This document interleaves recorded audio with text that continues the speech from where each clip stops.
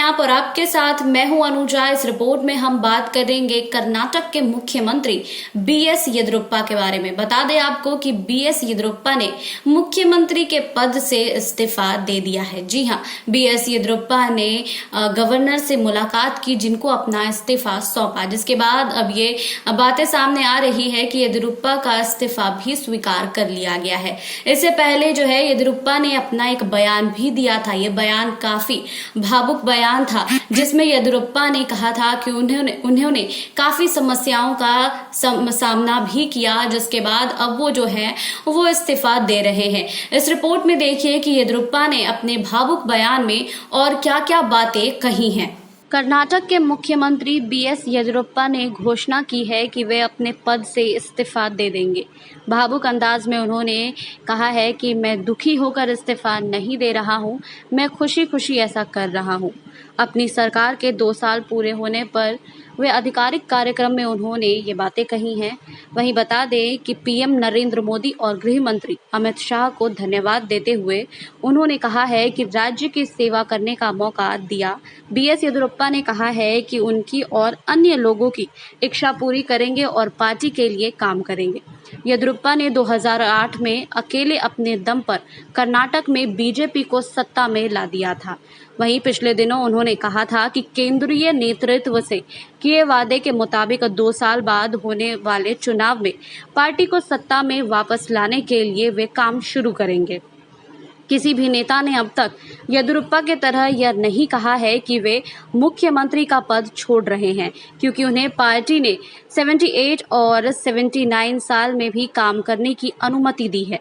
येदियुरप्पा ने ऐसा कहते हुए प्रधानमंत्री नरेंद्र मोदी, पार्टी अध्यक्ष जेपी नड्डा और गृह मंत्री अमित शाह के प्रति आभार भी जताया था। येदियुरप्पा का सार्वजनिक तौर पर अपने इस्तीफा की योजना की पेशकश एक तरह से यह दर्शाता है कि उन पर पद छोड़ने के लिए कितना दबाव पड़ा होगा। स्थानीय कन्नड़ दैनिक के एक रिपोर्ट के अनुसार राजनीतिक विश्लेषक हुसेवाड़ी राजन ने बताया था कि हम लोगों ने अब तक किसी नेता को पद देने के दौरान ऐसी योजना के बारे में नहीं सुना था। पहली बार किसी नेता को पद से हटाने की योजना के बारे में सुन रहा हूं। वहीं राज्य की राजनीति में और प्रमुख जातीय समूह लिंगायत समुदाय के नेता के तौर पर येदियुरप्पा का कद निर्विवाद रूप से सबसे बड़ा रहा है। वहीं कर्नाटक में येदियुरप्पा के आधार पर चलते ही नरेंद्र मोदी ने 2014 में प्रधानमंत्री पद के लिए अपना अभियान शुरू करते हुए उन्हें पार्टी में वापस बुला लिया था। तब तक यह अंदाजा हो चुका था कि येदियुरप्पा की कर्नाटक जनता पक्ष पार्टी के चलते 2013 के विधानसभा चुनाव के दौरान पार्टी को कितना नुकसान उठाना पड़ा। इससे पहले 2008 के विधानसभा चुनाव के दौरान येदियुरप्पा ने दक्षिण भारत के लिए बीजेपी का दरवाजा खोलने वाली जीत हासिल कर पार्टी के बड़े नेताओं को चौंका दिया। लेकिन मई 2011 में भ्रष्टाचार के आरोप के चलते उन्हें राज्य के मुख्यमंत्री पद से इस्तीफा देना पड़ा। सरकारी जमीन को अपने बेटों के ट्रस्ट को देने के 2 मामलों के चलते उन्हें अक्टूबर-नवंबर 2011 में 23 दिनों तक जेल में रहना पड़ा था। लेकिन राजनीतिक तौर पर वे बीजेपी के सबसे अहम नेता बने रहे। इतना ही नहीं, 2014 और 2019 के लगातार 2 आम चुनावों में उन्होंने नरेंद्र मोदी को निशाना बनाया था। वहीं उम्र के आधार पर पार्टी के मार्गदर्शन मंडल में उनकी जगह बन रही थी, लेकिन 2018 में पार्टी ने उन्हें अपवाद में रखा, क्योंकि राज्य के प्रमुख जातीय समूह पर उनका दबदबा है। राज्य में 17% आबादी लिंगायती समूह की है। वहीं लेकिन अब येदियुरप्पा के पद छोड़ने की घोषणा के बाद राज्य में पार्टी के भविष्य को लेकर सवाल भी उठ रहे हैं। कर्नाटक में लिंगायत समुदाय के नेता को मुख्यमंत्री पद से हटाने से क्या कुछ हो सकता है, इसका अनुभव कांग्रेस पार्टी झेल चुकी है।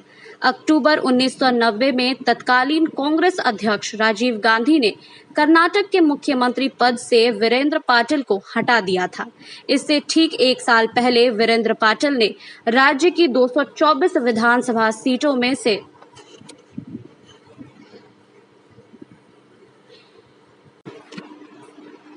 179 सीटें दिलाकर कांग्रेस को सबसे बड़ी जीत दिलाई थी। वहीं पाटिल लिंगायत समुदाय के बड़े नेता थे। उनकी तबीयत खराब हुई थी और उसी दौरान कर्नाटक में सांप्रदायिक संघर्ष देखने को मिला था। राजीव गांधी ने पाटिल से मुलाकात से पहले दंगा प्रभावित इलाकों का दौरा किया था। पाटिल को मुख्यमंत्री पद से हटाने के फैसले ने लिंगायत समुदाय को कांग्रेस के खिलाफ कर दिया और ये सिलसिला आज भी बना हुआ है। बीजेपी के एक नेता ने कहा है कि येदियुरप्पा जब से मुख्यमंत्री बने थे तब से पार्टी की सबसे बड़ी चिंता यही है। हालांकि पार्टी में 2 साल बाद होने वाले चुनाव में किसी नए चेहरे को पेश करने को लेकर भी विचार विमर्श चल रहा है। राजनीतिक विश्लेषक रमजान दरगाह ने बताया है कि उन्हें पार्टी ने पद छोड़ने को कहा है। इससे संकेत मिलता है कि पार्टी इस बात को लेकर निश्चिंत है और लिंगायत समूह का साथ उसे मिलता रहेगा। वहीं लिंगायत समूह के बीजेपी के पक्ष में होने की वजह बताते हुए रमजान कहते हैं कि लिंगायत समुदाय उस नेता के पक्ष में होगा जिसे पार्टी चुनेगी, क्योंकि यह समुदाय सत्ता के साथ खड़ा रहना चाहता है। ये बता दें कि 2013 के चुनाव के दौरान लिंगायत ने बड़े पैमाने पर बीजेपी को वोट दिया था, येदियुरप्पा की पार्टी केजीपी को नहीं। वहीं राजन कहते हैं कि यह पार्टी के लिए कोर्स करेक्शन जैसा मामला है। स्पष्ट है कि पार्टी अब लिंगायत समुदाय की जगह किसी दूसरे समुदाय के नेता को प्रोजेक्ट करने का प्रयोग करना चाहती है। यही वजह है कि संसदीय मामलों के केंद्रीय मंत्री प्रहलाद जोशी, बीएल संतोष और राष्ट्रीय महासचिव सिटी रवि के नाम चर्चाओं में है। वहीं पार्टी लिंगायत आधारित पार्टी के बदले खुद को हिंदुत्व वाली पार्टी के तौर पर प्रोजेक्ट करना चाहती है। हालांकि पिछले कुछ दिनों में प्रमुख और शक्तिशाली लिंगायत समूह और लिंगायत मठ के स्वामी ने येदियुरप्पा के यहाँ संदेश भी भिजवाया। वहीं लिंगायत समुदाय पूरी तरह से येदियुरप्पा के साथ है। एक स्वामी ने यहाँ तक कहा है कि येदियुरप्पा 2023 तक मुख्यमंत्री रहेंगे। बता दें आपको कि बीएस येदियुरप्पा के इस्तीफे को स्वीकार कर लिया गया है, जिसके बाद अब कयास ये लगाए जा रहे हैं कि कर्नाटक के मुख्यमंत्री के तौर पर कौन ये पदभार संभालेगा। हालांकि अभी तक इसके लिए चयन नहीं किया गया है, किसी भी नाम पर अभी तक मुहर नहीं लगी है, लेकिन इसका जो है वो लिस्ट जरूर भेज दिया गया है, जिसके बाद ये पता चलेगा कि कर्नाटक का अगला मुख्यमंत्री अब कौन होगा। आपको हमारी ये रिपोर्ट कैसी लगी हमें कमेंट बॉक्स में लिखिए। बाकी और खबरों के लिए जुड़े रहिए SPN 9 न्यूज के साथ।